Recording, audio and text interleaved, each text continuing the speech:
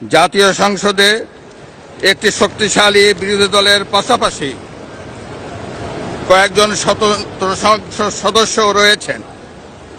আমি এই সংসদে আপনার মাধ্যমে প্রধানমন্ত্রী তারেক রহমান এবং তার নেতৃত্বে গঠিত নতুন সরকারকে আন্তরিক অভিনন্দন জানাচ্ছি। সম্মানিত সংসদ সদস্যবৃন্দ,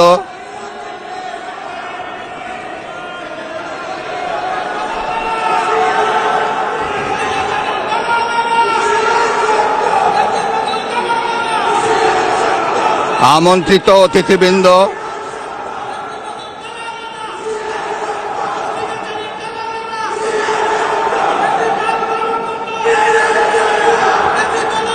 প্রিন্ট এবং ইলেকট্রনিক মিডিয়ার সম্মানিত সাংবাদিকবৃন্দ, আপনাদের সবাইকে জানাই আন্তরিক অভিনন্দন ও শুভেচ্ছা।